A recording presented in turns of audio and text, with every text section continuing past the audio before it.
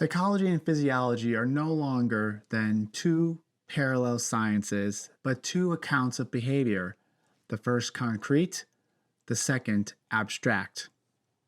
Today we begin the introduction of the Phenomenology of Perception, titled Traditional Prejudices and the Return to the Phenomena, addressing Chapter 1, Sensation as a Unit of Experience. The central argument of this chapter is that traditional views of sensation, which treat it as a mechanistic response to external stimuli, fail to account for the complex, integrative, and context-dependent nature of perception. Merleau-Ponty challenges these views by demonstrating that perception involves an active relational process that transcends the simplistic object-subject divide, revealing that sensory experience is not a passive reception of stimuli, but a dynamic and meaningful interaction between consciousness and the world. In considering a phenomenology of perception, the most obvious and common sense starting place would be sensation. However, there are erroneous perspectives on just what is sensation. One perspective takes sensation as a matter of pure sensory data from the objective world, the so-called atoms of experience, and what philosopher Jean-Locke calls the primary qualities inherent in objects themselves that exist independent of any observer. Such simple impressions are not intrinsically meaningful and are in no way descriptive of our actual perceptual experiences. Such a position is often critiqued in being unable to account for how these primary qualities get assembled in the mind to give rise to the perceptual experience of these objects. A second perspective proclaims that descriptions of sense qualities do reflect aspects of perceptual experience, but in such a way that these qualities have clear, definite meanings that are passively received rather than actively constructed by the mind. It assumes a direct, perfect correlation between the perception of these sense qualities and the sense data provided by the object. This approach leads to two mistaken ideas about perception. One is to make the qualities merely an element of consciousness rather than an object for consciousness, leading to an approach that moves away from John Locke and toward George Berkeley, who argues that all qualities exist only in the mind. Second is to assume the meanings of perceived qualities are always fully developed and defined, rather than evolving and context-dependent.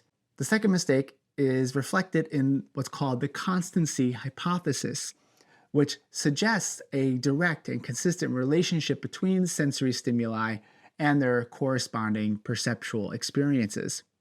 Optical illusions are useful in demonstrating why these are mistakes, such as the Ebbinghaus illusion, in which we conclude one middle circle is bigger than the other when in actuality they are the same size.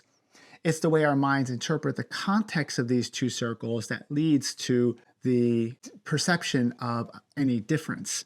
The example Merleau-Ponty uses is the Mueller-Lyer illusion, wherein two lines of equal length appear to be of different lengths due to the way the arrow-like shapes are positioned at the end of those lines. One of my favorite examples that often surprises students the first time they encounter this illusion is what's called the color constancy illusion, wherein a particular color is perceived differently depending on the context in which it is seen. And I'm demonstrating it here on the screen, where I'm not manipulating the color of the smaller image, I'm just shifting where it is falling on the larger image, and the context is what is changing it for you in your brain.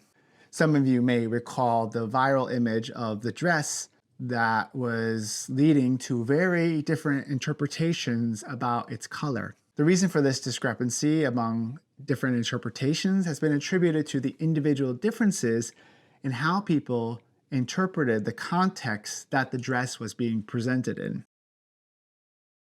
Science, in its efforts toward objectification, has tried to explain perception by treating the human organism as a physical system responding to stimuli defined by their physical chemical properties. Its approach constructs what is called a semblance of subjectivity by treating sensations as isolated objective things. However, sensory experiences cannot be fully explained by physiological processes alone, Merleau-Ponty says, and this attempt to create an objective science of subjectivity is doomed to fail because it reduces perception to a mechanistic process, overlooking the context dependence and ambiguity that surrounds perception. Such ambiguity in perception is not a matter of a deficiency in the perceiver, but an inherent feature of perceptual experience itself. So in other words, we cannot fully account for perception at the level of neurological sensory reactions to information coming in, because there's something that is unique to perceptual experience that's added into it from consciousness, from the perceptual level, that is not accounted for at the more basic mechanistic level. And the Mueller-Lyer illusion demonstrates that perception does not adhere to rigid categories of the natural sciences. The two lines may not be perceived as equal or unequal, that there is a role for interpretation that has a major impact on how one perceives these lines. The traditional theory of sensation, which assumes that knowledge is built from determinate unambiguous qualities, therefore offers an idealized, overly simplistic view of perception, ignoring its fluid and contextually shaped nature. And so perception involves active interpretation, revealing a deeper connection between consciousness and the world. Perception is not merely about receiving raw sensory data, seeing red or hearing a sound, but involves understanding these qualities in relation to their context. And normal sensory functioning is not to be understood merely as copying external stimuli by representing it in the brain in some sort of equivalent fashion, but as an integrated process that composes meaningful perceptions. Both sensation and perception are part of a larger meaningful whole that defies strict physiological or psychological categorization. So you cannot either talk about perception purely from a perspective of consciousness, nor talk about sensation purely from the biological objective dimension.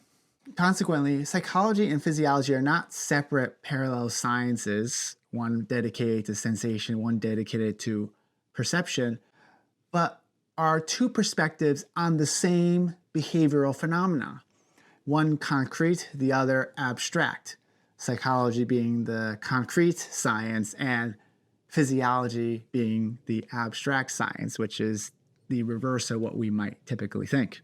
And so both fields have to abandon these outdated notions of sensation and perception by embracing a more dynamic and interdependent understanding that considers what Merleau-Ponty calls the pre-objective realm, where objects are perceived in some indeterminate manner.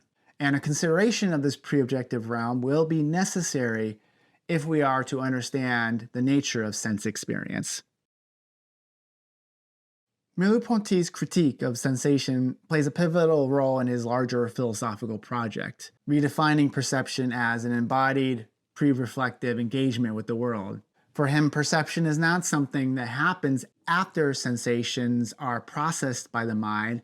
Rather, it is an active process in which the body and the world are intertwined. And his critique of the theories of sensation allow him to argue for a phenomenological approach to perception, one that emphasizes lived experience over abstract theorization. He seeks to return to the things themselves by focusing on how we actually experience the world through our bodies rather than through detached scientific or intellectual models. We'll continue this critique in the next video, where we'll consider the role of association and memory in the formation of perception. If you found this video helpful and want to support the work I'm doing here, you can do so by liking this video, sharing it, subscribing to the channel if you haven't already. You can also make a financial contribution through the Super Thanks button below here on YouTube. And if you want to be an ongoing supporter, you can do so on Patreon, where I offer video transcripts, unedited materials, copies of the diagrams I used in these videos, and prioritize questions and comments here on YouTube. The link is below. I'd like to thank the following for already supporting this work on Patreon.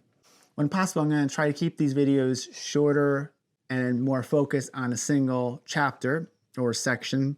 First off, it allows me to get the material out quicker in a more regular fashion. And there's a degree of coherence that allows me to present a single argument in just a small section, which is different than, say, the Lacan videos I've been putting out recently, which have been much, much longer, in part because it's harder to reduce the argument or limit the argument that he's making to just one lecture.